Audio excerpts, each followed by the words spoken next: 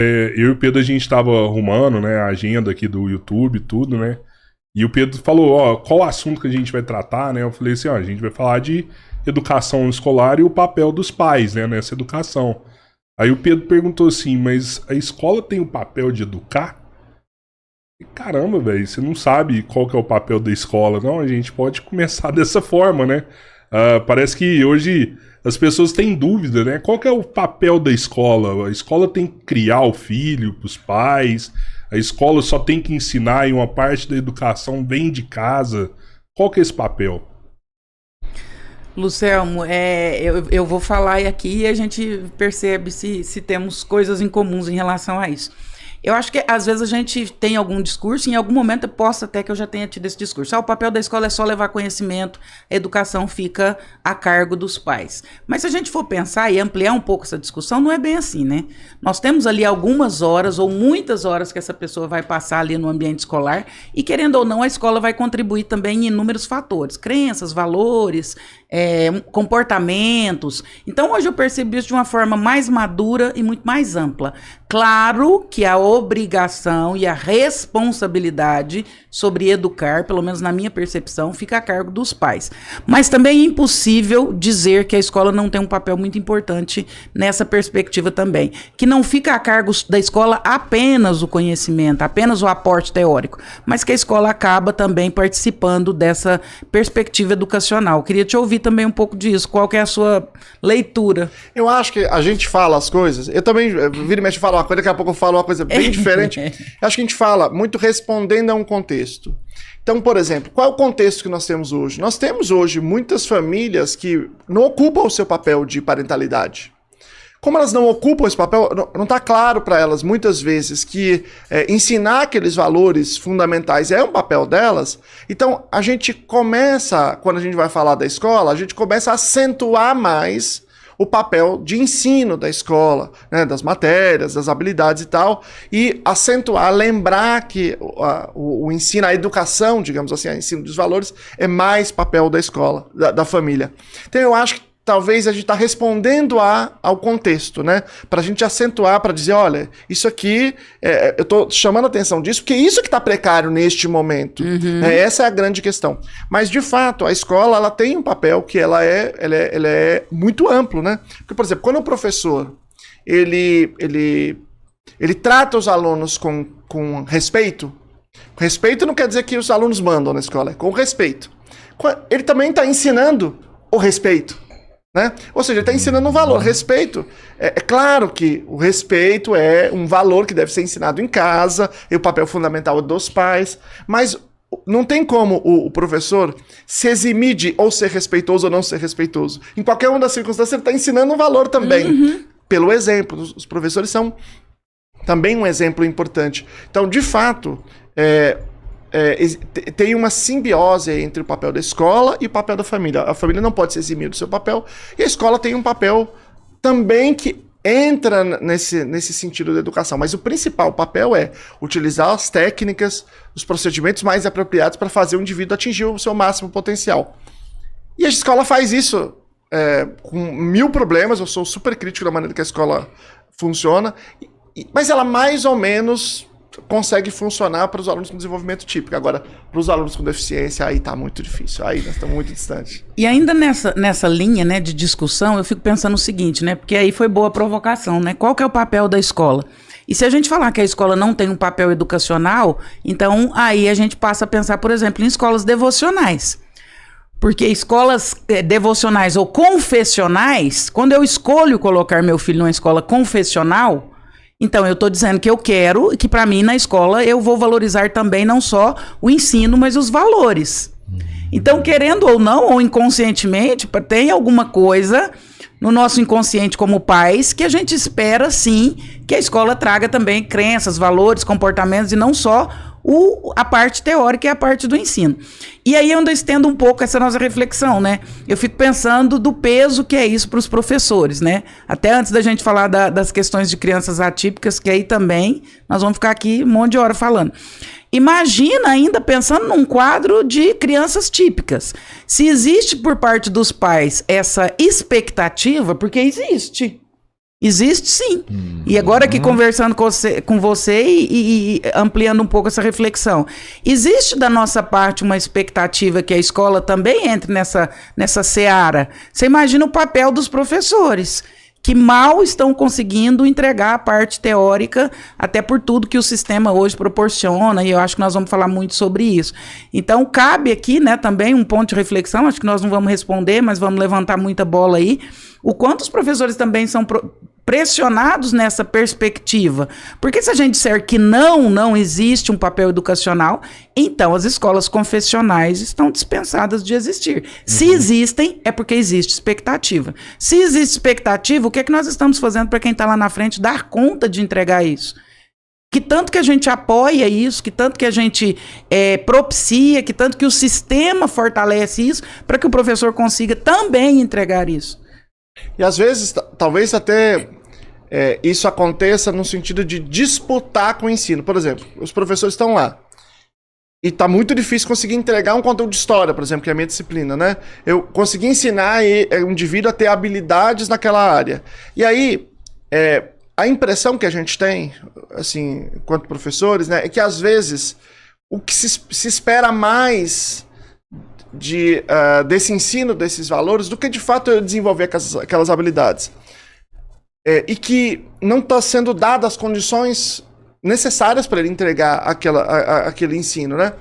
Ou seja, eventualmente isso é visto como se fosse uma disputa, ou eu faço um ou eu faço outro, quando na verdade não é isso. Se eu ensinar e se eles desenvolver as habilidades, por exemplo, de história, se você desenvolver as habilidades de compreensão histórica, dentro da compreensão histórica, naturalmente, isso produz uma certa aprendizagem sobre relações humanas, sobre valores. Por exemplo, se alguém aprende, se ele entende o que foi o movimento da escravidão no Brasil, se ele entende quais são as coisas que a escravidão produziu enquanto diferenciação da nossa sociedade, isto é um aprendizado que também, para além da habilidade, também é um aprendizado sobre a vida, também é um aprendizado sobre a relação entre as pessoas. Também existem valores que estão implícitos nessas relações, né? Então, não são coisas separadas, mas às vezes são vistos como separados. O professor diz assim, pô, não consigo nem ensinar a minha matéria, nem as contas, e você quer que eu ainda ensine a ser um cidadão, sei lá, qualquer coisa assim. Então, às vezes a gente não tá fazendo nem um feijão com arroz direito. É isso. Você sabe uma época que eu achava muito boa, assim, é a época que eu, não é a época que eu estudava, mas uma palavra que eu gostava muito, nós estudávamos no Polivalente. Não sei se vocês lembram desse sistema de ensino que tinha Polivalente, acho que era um sistema, não lembro direito o que era isso. Isso foi criado no governo militar. Eram escolas padronizadas. No Brasil inteiro tinha a rede Polivalente. Exato. Aí lá tinha educação moral e cívica, tinha aula de aprender a fazer horta, OSPB. Tinha, sei lá, plantar cebolinha, aprendi a costurar roupa. Aprendi a fazer roupa, costurar botão, homem, mulher, todo mundo. Chamava Polivalente esse modelo escolar e tinha no Brasil inteiro. E nós estudávamos em Uberlândia no Polivalente.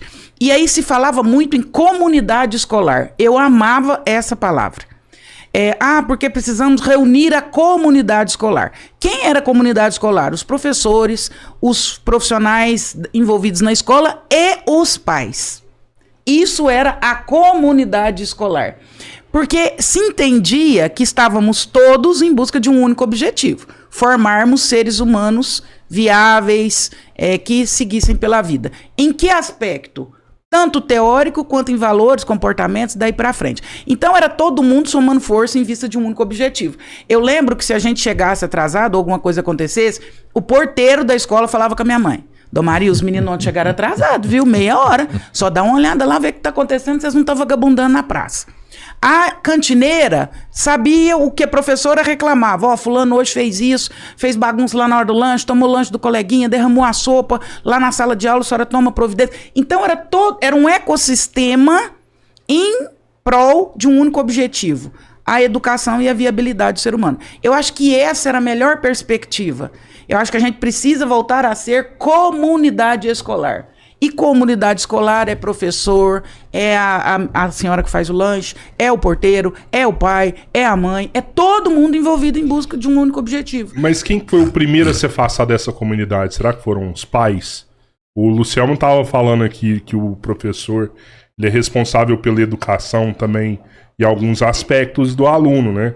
Mas como você ensinar educação no dia de hoje, sendo que os próprios pais, às vezes, são responsáveis por desrespeitar os professores, né? Às vezes parece que os pais se afastaram dessa comunidade, foram os primeiros a causar essa ruptura. Será que a escola agora precisa da participação dos pais? Eu acho que eu acho o seguinte. Eu tenho uma avaliação sobre isso que acho que é mais ampla, que é a seguinte. No passado, quando a gente era mais jovem, éramos crianças, toda a educação era baseada na violência. Né? Tanto dos pais quanto das escolas. Eu cheguei a apanhar, eu não sou tão velho, mas cheguei a apanhar na escola. Já estava acabando, né? Mas ainda acontecia. De professor? De professor, ou de aluno? De professor. Eu apanhei também. De aluno é outra coisa. Eu apanhei. Mas escorreguada ou palmatória? Aqui, ó, a orelha, mas de verdade, assim, a vera mesmo. Agressão sabe? física mesmo. O meu foi unhada, assim, ó. Levei várias unhadas no Já braço. estava acabando, mas tinha ainda. E nas casas, muito mais ainda, né? Lá na minha casa, meu pai, eu ainda escapei, mas na minha casa tinha um chicote. Chicote mesmo de couro, igual aquele de desescravidão. Então. Meus irmãos que se ferraram. Então, existia uma violência física. Então, ou seja, o comportamento era controlado por meio da violência. O comportamento, quando ele era inapropriado, ele tinha como consequência... Uma punição severa. Uma consequência que era a violência que atuava como punição, ou seja, diminuía aquele comportamento. À medida que isso foi se tornando ilegítimo, tanto em casa quanto na escola, não se colocou outra coisa no lugar. Houve uma... então é o seguinte, tá, agora não bate, agora deixa assim. Deixa, vai. Faz o que quiser agora. E isso produziu uma corrosão nas relações de autoridade em casa e na escola ao mesmo tempo. Então não é um primeiro e o outro depois. Aconteceu ao mesmo tempo nos dois lugares. E aí, quando você precisa recuperar, assim, a gente precisa botar a bola no chão e dizer, não, aqui precisa funcionar. Nós precisamos que o aluno sente aqui, ele estude, ele faça atividade. Então, pais, vão participar? Não tem essa participação. A própria escola também não sabe usar as estratégias que melhor funcionam para isso. Então, está todo mundo sem saber o que fazer. Eu sempre dou o exemplo, que é o seguinte. Todas as pesquisas, todas, que ouvem professores e perguntam, qual é o problema da escola? Todas. Tem o mesmo resultado. É indisciplina escolar. Todas. Tem uma pesquisa da OMS, da OCDE, que é a Organização dos Países Desenvolvidos, que eles visitaram vários países e foram para a sala de aula. O Brasil é o país que tem menos aula. A maior parte do tempo o professor não dá aula, ele fica administrando problema de comportamento. De todos, são 73 países, é uma pesquisa chamada Thales. E aí, então, indisciplina é o primeiro lugar, é a declaração dos professores. Os dados objetivos, numa pesquisa grande, mostram a mesma coisa. Nas universidades públicas no Brasil, todas as universidades, não existe uma aula sobre indisciplina em nenhuma graduação em educação no país inteiro. Nenhuma. Não é que não tem uma disciplina, não tem uma aula que o professor diz, gente, tem aqui 3 estratégias, vou falar de uma aqui pra vocês. Como lidar com indisciplina? Não tem. Então, é um debate ignorado, que é como se não, se o professor for bom, não tem isso. Sim. Isso não é verdade. Então, os dois entraram numa crise ao mesmo tempo. Família entrou em crise, escola entrou em crise, a gente não tá conseguindo resolver isso. E botar a bola no chão e botar esse jogo para andar. Mas parece Esses dias eu fui fazer uma palestra numa cidade, agora no interior de Minas, há uma semana atrás. E aí, a palestra era para pais e professores, mas especialmente para os pais. Eles queriam que na palestra a gente chamasse os pais para o jogo. E aí queria que tivesse adesão dos pais. E aí a secretária de educação falou, os pais aderem pouco, não sei o quê, nós podemos criar 1000 estratégias que a adesão dos pais é pouco. Aí ela foi conversar com o juiz da cidade, isso há uma semana atrás, uma cidade pequenininha. Perguntar para ele se existia mecanismo para trazer os pais de volta para a escola. O juiz falou assim, não, existe, inclusive meios legais. Os pais são obrigados a estarem na escola, porque a gente não usa. A senhora vai fazer o seguinte, secretária de Educação, a senhora não vai mandar um convite, a senhora vai mandar uma convocação com uma assinatura minha e eles precisam marcar se sim estarão na reunião ou não. E os que não estarão na reunião terão uma audiência depois comigo, para explicar por que não estiveram na reunião de pais.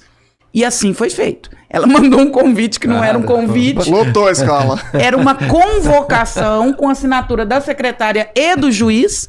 O pai que apontasse o não, a lista no outro dia estava na mesa do juiz. Então, existem mecanismos, é o que você falou, né? Pôr a bola no chão e entender o que está acontecendo.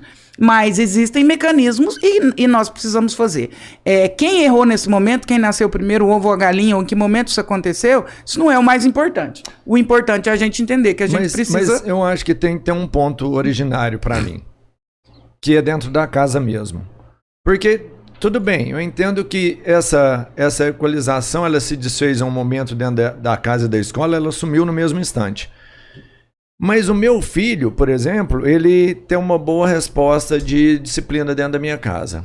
E ele replica isso lá dentro da escola. Ele não é um menino que dá trabalho na escola. Outro caso é, o menino que não tem respeito dentro de casa, ele também replica isso lá dentro da escola. E eu acredito que a autoridade do pai é muito maior na hora de educar do que a do professor, por exemplo. Então, se você consegue fazer isso dentro de casa de uma maneira satisfatória, o trabalho final é lapidar. Se você não faz isso lá dentro de casa, lá dentro da escola é impossível o cara lapidar, porque vai chegar lá um agressor. Você entende que o menino que não respeita o pai, ele agride um professor dentro de sala de aula. Então não dá para o professor agir mais. Eu entendo e concordo com você de que a função primordial é dos pais, certo? Uhum. Então, os pais é que ensinam esses valores, se bem aprendidos em casa, eles vão se generalizar para outros ambientes, esse indivíduo vai ter um comportamento apropriado. No entanto, a gente sempre tem que fazer acentuar a necessidade da escola também atuar nesse domínio. Por quê? Claro, porque nem todo mundo tem um pai que tem essa postura. O problema nosso não é que tem algum pai que não tem essa postura. O problema é que a maioria. Porque antigamente você entrava na sala de aula e você tinha um aluno que conversava demais. O Gabriel lá. A brincadeira, o nome bíblico, o Gabriel, Mateus e tal. Aí você tinha 2 alunos que perturbavam. Aí você tem coisa pra fazer. O problema é que você chega na sala hoje e tem 25 alunos fazendo isso. E como é que você vai fazer se tem 25 alunos fazendo, entende? Então, é um problema de proporção. E aí, se tem 1, 2, 3 alunos que tá dando problema, dá pra gente atuar, tem estratégia pra gente atuar, sabe? Existem estratégias bem específicas que funcionam muito bem. Agora, se a gente não tiver a parceria da família, e aí eu tô falando da família de um modo geral, a maioria das famílias contribuem, que atuam, que pode ser efetivo de uma maneira mais fácil, né? Porque não são casos que chegaram num nível muito, muito grande. Aí a gente consegue fazer com que a escola realmente trabalhe com as exceções. E aí você tem estrutura, você tem mais... você pode ter, né, uma dedicação maior para atuar com esses casos. Mas você acredita que um indivíduo que dá problema em casa, que desautoriza o pai, que não respeita o pai... Vamos pôr aí o Gabriel de 15 anos. Ele grita com o pai, ele não respeita o pai, ele não tem limites, ele confronta o pai. Você acredita que na escola ele pode não apresentar esse tipo de comportamento? Que eu acho quase impossível. Depende muito do caso, depende de muitas coisas. Eu vou te dar um exemplo aqui de um procedimento muito legal que testaram com uma efetividade muito grande. Tem algumas crianças que podem apresentar comportamentos agressivos por vários motivos. Um deles, nesse caso do procedimento que eu vou explicar, é porque você tem baixa atenção. Então os pais não ligam muito, são muito distantes. Então, quando começa a aparecer o comportamento problema na escola, você começa a perceber, começa a parecer que é por atenção. Porque quando ele começa a bagunçar, o professor dá uma esculhambação nele, o coordenador dá uma esculhambação, o diretor dá uma esculhambação, ele tem muita atenção. Não necessariamente é por isso, mas algumas vezes é por isso. Então eles desenvolveram um procedimento chamado check-in e check-out. CICO, né, que é a sigla. Que é o seguinte, o aluno vai para a escola e antes dele ir para a sala, ele vai na coordenação. O coordenador diz, pois não? Eu vim para o check-in, professor. Que aula você tem agora? Tal. Depois, tal. Depois. Você fez a lição? Fiz. Tá? Então tá bom, então pode ir para a sala. E quando ele termina a aula, ele tem que passar de novo na coordenação. Então ele chega, professor, já fiz lá. Fez. Entregou a lição? Entreguei. Ou seja, ele tem acesso à atenção sem precisar emitir um comportamento inadequado. Uhum. Ele tem, pelo contrário, quando ele emite um comportamento adequado, que é super simples, que é ir na coordenação só. Então você entrega a atenção para ele antes.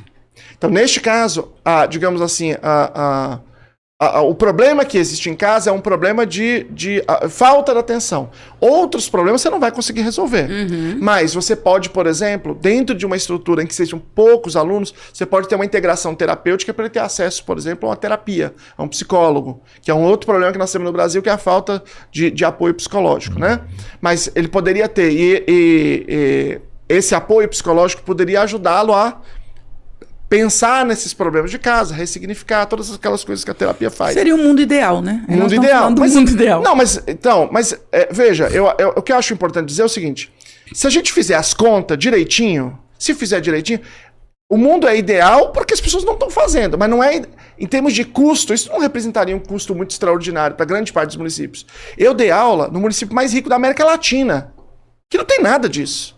Não é por falta de dinheiro, é porque é falta de clareza. Se houver a clareza, às vezes tem dinheiro e pode ser feito. Às vezes não tem dinheiro e aí vai ficar mais para frente, a gente vai ter que ter uma outra estrutura. Mas não é uma coisa que seria difícil, por exemplo, você ter até apoio psicológico para esses alunos, dentro de, pelo menos, de prefeituras mais bem, com mais estrutura. Porque aí o que a psicanálise vai